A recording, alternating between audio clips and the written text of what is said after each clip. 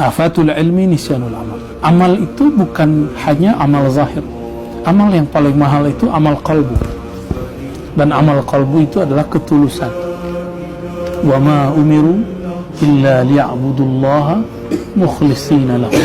Ya, tidaklah mereka diperintah kecuali untuk menyembah Allah, mengenal Allah, mendekat kepada Allah dengan penuh ketulusan. Nah, tulus itu amal qalbu. Baru ada amal lisan, baru ada amal zahir, amal tubuh. Ya. Nah, orang-orang awam mengira amal itu banyak sholat. Dia lupa kalau ada ayat fawailul lil musallin, ada orang-orang sholat celaka karena mereka hanya mengedepankan kuantitas, tidak mengedepankan kualitasnya. Wa afatul amali nisyanul ikhlas. Sudah beramal, ada masalah lagi, setan masuk lagi. Karena ini wilayah setan sudah masuk semua. Apa wilayahnya? Nisyanul ikhlas. Lupa, lalai untuk ikhlas. Sudah beramal, ikhlasnya kurang. Nah, kalau ujian kami ini, para muallim apa? Reward. Reward itu bisa materi, bisa imateri. Materi bentuknya harta, pemberian.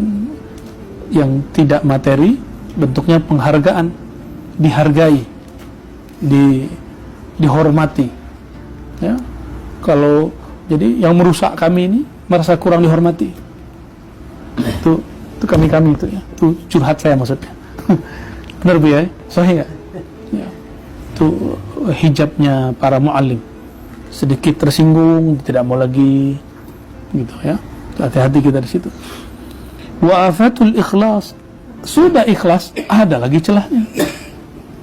Apa celahnya? Asyauq ilal jaza. Terkadang ada iming-imingan menginginkan balasan. Nah, sudah tulus, biasanya ujiannya itu. Tapi selesai beres di sini, Allah kasih tak terhitung. Itu yang wa may yattaqillaha ya yaj'al lahu makhraja. Orang yang bertakwa Allah jadikan jalan keluar, yarzuqhu min haitsu la yahtasib. Itu maksudnya. La yahtasib itu kalau orang menerjemahkan dari arah tak terduga. Ada juga yang lain, yahtasib itu yang tak mampu dia hitung. Dia nggak sanggup, hitungan otak dia nggak mungkin jadi ini. Tapi hitungannya Allah jadi. Ya.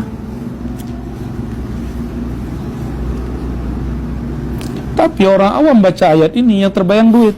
Yarzuqhu min haitsu la yahtasib. Jadi yang terbayang selalu urusan duit. Duit. Jadi masalah itu kalau duit tidak ada atau duit itu sedikit. Ada pun masalah, apalagi tidak ada. Nah, jadi bagi orang awam al-muskilah asluha malun. Muskilah orang awam itu mal. Tapi muskilahnya orang yang takut kepada Allah al-ilmu. Ilmu dulu baru ngomong bab mal ya. Harta boleh habis, bisa habis. Tapi kalau ilmu tidak habis-habis. Ilmu gak akan habis. Jadi al-ghanimah al-kubra al-ilmu billah. Al-ghanimah al-kubra al-ilmu billah. Harta paling mulia itu adalah harta yang tak terlihat, yaitu engkau mengenal Allah subhanahu wa ta'ala, pengetahuanmu tentang Allah.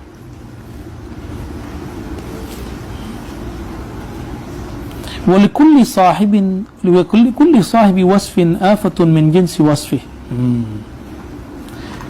Inilah kaidahnya. Setiap orang yang disifatkan dengan suatu maqam, suatu hal, suatu sifat terpuji, kelemahan dia dari jenis yang sama. Nah, salat ya. Maka orang celaka dalam salatnya. Fawailul musallin itu kan dia celaka di dalam salatnya. Karena di dalamnya ada riya ya. Nah, ahli zikir dia akan tergelincir dengan zikirnya. Kenapa? Karena iblis ahli zikir. Ya. Nah, orang-orang yang merasa dirinya baik, nah, itu merasa baik itu masalahnya.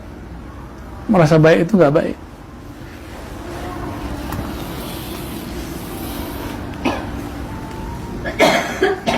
Boleh juga diartikan ini, kulikuli sahibi wasfin afatun min jinsi wasfih. Kalau ahli sholat, setannya ikut sholat. Ahli ilmu, setannya berilmu.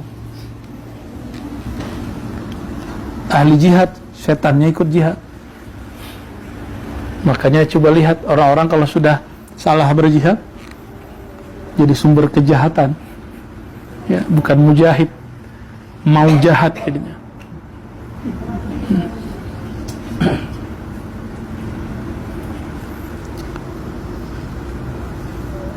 Guru ngaji, muallim, ustadz, kiai, itu kelemahannya apa? Kalau ada ustadz lain yang ilmunya hampir sama atau lebih dari dia, muncullah iri dengki. Kalau iri dengki, ciri-ciri iri sederhana aja. Ini kita dengar kawan kita, kalau saya sesama muallim, sama guru ngaji, sama pendakwah, mendengar kawan saya pendakwah ini dapat musibah, saya katakan, syukurin loh. Atau terdengar dia dihujat orang, rasain loh. Ada rasa seperti itu, hati-hati. Apalagi ada orang menuduhnya yang bukan-bukan, menuduhnya sesat. Tuh saya katakan apa? Dia tuh sesat. Ya. Dulu kalau kawan pun tidak mau kawan lagi, akan saya udah nggak kawan dengan dia. Takut dicaci. Disitulah, nih teman-teman, kalau ingin tahu kawan kita siapa, lihatlah siapa yang bersama kita saat kita dimusuhi orang, saat kita dibenci orang, saat kita dianggap sesat oleh orang. Siapa yang bersama kita? Itulah kawan kita yang sebenarnya. Ya. Lagi ada masalah duniawi, dia tetap sama kita. Ada masalah ukhrawi, dia tetap sama kita. Lagi senang, dia dekat. Tidak senang pun dia dekat. Dan yang mutlak begitu siapa? Hanya Allah. Yang mutlak seperti itu hanya Allah. Lalu orang-orang yang Allah lapangkan kalbunya. Jadi bukan sifat itu yang mau kita cari, tapi dekat kepada Allah. Kalau dekat kepada Allah pasti sifat itu dapat.